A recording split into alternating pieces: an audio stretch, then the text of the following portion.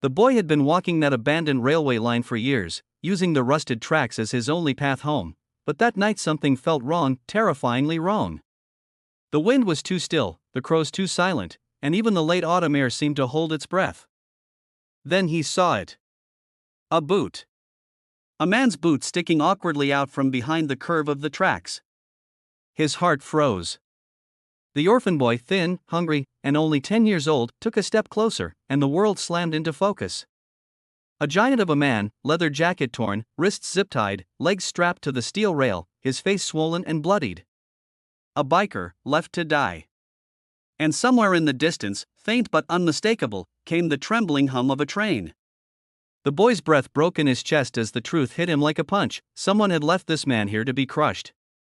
And no one else was coming. Call to action number 1 after intro. Before the story continues, if you believe in kindness, second chances, and humanity's unseen heroes, please take a moment to like, comment, share, and subscribe to channel name. Your support helps stories of hope reach more hearts. The boy's name was Eli, though most people in town barely remembered it. After his parents died in a winter fire 3 years before, he had been passed from relative to relative like a suitcase no one wanted to store. He had learned to survive on scraps, abandoned sheds, and the railway path that led him to a small foster home that barely noticed whether he came or went. But despite every hardship, every bruise, every lonely night, the boy carried something rare inside him, an instinctive, almost painful urge to help others, even when he himself had nothing. Maybe it was because he knew too well what it felt like to be forgotten. He fell beside the biker's body and pressed a trembling hand against the man's chest. Warm. Alive. Barely. Eli looked around desperately, hoping this was some terrible misunderstanding, but the zip ties, the deep cuts on the man's arms, and the boot tracks in the dirt told the truth. Someone had attacked him, dragged him here, and tied him down. Eli's small hands tugged at the plastic restraints, but they didn't budge. He tried biting through them until his teeth hurt. He tried pulling, twisting, wedging a stone under them. Nothing worked. The humming of the distant train grew louder, vibrating through the rails into his bones. He had no phone. No adults who would listen. No time. He glanced at the thick metal spike pinning the biker's right arm. It held the zip tie in place, driven into the wooden plank beneath. Eli grabbed the spike with both hands and pulled. The metal shredded his palms instantly, but he pulled again, his thin body shaking with pain and effort. His vision blurred, his lungs burned, but finally the spike jerked upward an inch. He cried out, not in fear, but in determination. The train horn screamed. The lights were visible now, 2 ghostly dots in the darkening distance. He planted his feet, wrapped his bleeding hands around the spike again, and with a final, desperate heave, ripped it free. The biker gasped, life flooding back into his eyes, but his legs were still bound. Eli scrambled to the second spike, tears streaking through the dirt on his face. He pulled again, but the metal didn't move. His hands were slick with blood. He wiped them on his shirt and tried again, bracing himself for pain. The train thundered closer. The ground shook. The metal rails screamed under the approaching weight. Just as Eli felt the world collapsing around him, he noticed the biker trying to lift his upper body. The man's strength was fading, but he used what he had left to twist his torso, giving Eli just enough slack to wedge the spike loose. The moment it shifted, Eli pushed all his fear, all his hunger, all his grief into one last pull. There was a pop, a sharp sting, and suddenly the biker's legs were free, but the train was seconds away. Eli grabbed the man's jacket and dragged with everything he had. The biker, half conscious, tried to help, pushing with his elbows. They rolled off the track a heartbeat before the locomotive roared past, blasting them with wind, dust, and deafening noise. It felt like the universe screaming. For a long moment, neither of them moved. Eli lay there panting, staring up at the cold gray sky, his heart slamming in his ribs. Then the biker groaned softly, turning his head to look at the boy who had saved him. Eli wanted to say something brave, something grown up, but instead his voice cracked with exhaustion and relief. After several minutes, the biker managed to sit up. He towered over the boy like a giant waking from battle. Even injured, he looked fierce, tattoos, scars, a heavy jaw, but his eyes were soft. Grateful. Shocked that a child had saved him.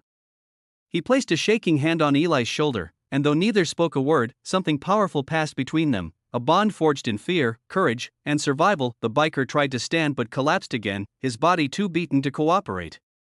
Eli pressed against his side, bracing him, using his own small frame to guide him toward the trees. The biker was heavy, wrapped in muscle, but Eli didn't stop. Step by step, the boy helped him off the railbed and onto softer ground. The biker whispered his name, Reyes. Just before fainting again, Eli dragged him to a fallen log and sat beside him, shivering. For the next hour, he stayed there, watching the man breathe, afraid he might stop. The sun set. The temperature dropped. Eli's thin clothes offered no warmth. But he didn't leave. He couldn't. Not after what he'd seen. Eventually Reyes woke again, confused but alive. He reached for his pocket instinctively, then groaned when he found it empty. Eli told him, haltingly, nervously, that 3 men in dark jackets had been seen at the tracks earlier. It matched Reyes' last memory: a fight outside a gas station, a betrayal, and being jumped by rivals of his motorcycle club. Reyes looked at the boy with a seriousness that made Eli straighten up like a soldier. "You saved my life," the biker whispered in a broken voice that barely carried. "And I won't forget it." When Reyes could finally walk with Eli's help, he led the boy toward the highway. Every few steps he stumbled, but he refused to fall. They reached a rest stop where Reyes spotted a trucker who recognized the biker's leather cut and instantly called Reyes Club. That phone call changed everything. Within 20 minutes, engines thundered from every direction. Dozens of motorcycles rolled in, their headlights slicing through the darkness like spears of white fire. The first biker to jump off his bike dropped to Reyes' side, shocked at the sight of the bleeding boy supporting the massive man. Then came another. And another.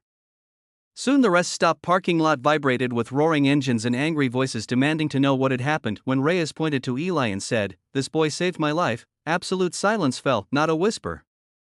Not a shuffle, just all. The men looked at Eli, not with pity, but with respect so deep it made the boy instinctively step back. He had never been looked at like that before. The leader of the club, an old, weathered man named Bishop, walked forward.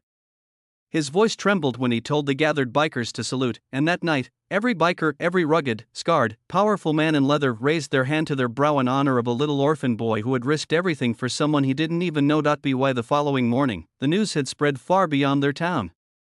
Reyes Club, the Iron Covenant, discovered who had attacked him and took care of the situation through legal means and police reports.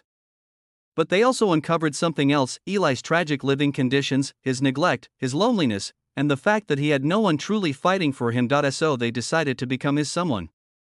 Over the next weeks, bikers took turns bringing him food, teaching him skills, helping him with schoolwork, fixing up his clothes, even repairing the old shed he slept in when his foster home grew too chaotic. They became his shield, his voice, his family. But the biggest moment came 1 month later, at the Iron Covenant's annual charity ride. More than 6,000 bikers from across the country gathered on a massive open field, engines idle, flags flying, dust swirling in the afternoon sun. When Eli stepped onto the wooden stage beside Reyes, wearing a small leather jacket gifted to him by the club, the earth itself seemed to pause. Reyes placed his hand on the boy's shoulder and announced that Eli was no longer alone, that from that day on, he was an honorary member of their brotherhood, protected and cherished. And then, as one united force, 6,000 bikers raised their hands in salute, not to Reyes, not to their club, but to the brave, broken, beautiful-hearted boy who had saved a life when he could barely save himself. Eli cried openly for the first time in years. They let him that he had earned every tear. Years later, Eli would grow into a confident young man, stronger than anyone expected, guided by compassion, loyalty, and the brotherhood that had once stood for him when the world wouldn't. He would never forget the night he dragged a stranger off the tracks, nor the thousands of motorcycles that roared in honor of a boy no one used to notice. Sometimes heroes aren't born. They're found in the places fate tests them the hardest. Call to action number 2 near END. If this story touched your heart, please like, comment, share, and subscribe to channel name. Your support helps keep these emotional, meaningful stories alive. Special request: comment line before END. Before you go, comment below. Do you believe one act of kindness can change a life forever?